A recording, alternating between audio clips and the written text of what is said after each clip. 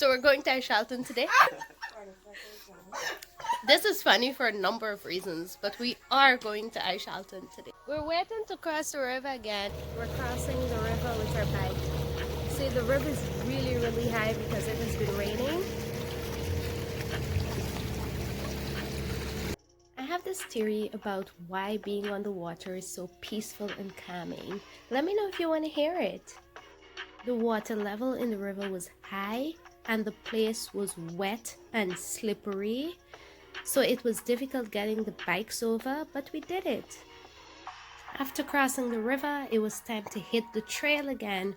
We actually made a stop in Rupununi Village. We had something to drink and then we continued into the village. So you see us going through Rupununi Village right now because we were visiting Kim's family home. So you see parts of the savannah was flooded, so that's why we were driving through all of this water.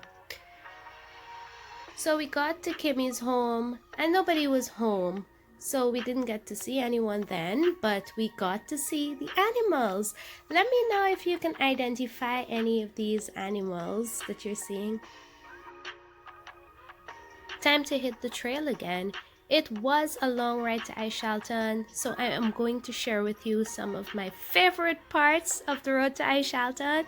It took us a total of 4.5 hours to get there. And of course, we know it's more about the journey than the destination. So there's a lot to see on the way. Of course, riding in the vast open savannas was amazing. And then we got to this bridge. So it made me happy to see a bridge under construction because obviously the Rupununi needs more bridges. The children were bathing in the river. At some point, we got to Aishalton and I couldn't tell you when because I'm not sure where it started.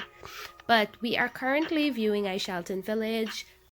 Fun fact about Aishalton Village is that it is the largest village in the southern subdistrict and it serves as the administrative center. You also get Digicel phone signal in Aishalton, and so they have Digicel data as well.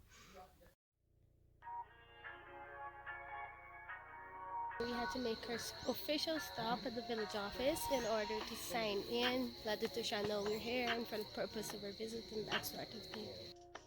I actually didn't get to see as much of Aishalton as I would have liked because we didn't have enough time there, but we went to see the Petroglyphs. Finally made it to Aishalton, the Petroglyphs in Aishalton. The petroglyphs are stone carvings that were made by an ancient civilization and are said to date back to more than 7,000 years ago.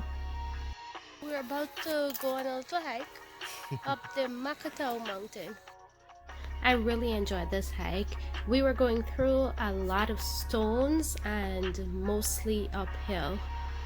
So it was a bit of a journey and being unfit doesn't help, but it was a short hike. There were some narrow points where we really had to take our time and then some exciting points where we also had to take our time because safety is priority, right?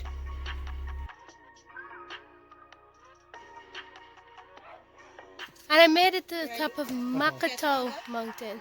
Look at the view of Aishalton from here. Dark.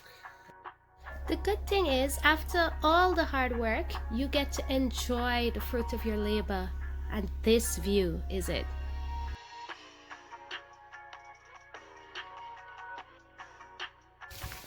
We're camping out with no food. We are camping because the river is overflowing and the savannah is flooded, so we can't ride.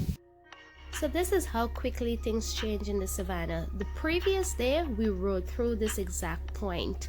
When we got here this day, the entire savannah was flooded, so we couldn't even ride on the road. But it was still an interesting thing. You see those red blobs that look like sand? Those are actually ants. So there's a lot more to see even in the rainy weather. And then we were off.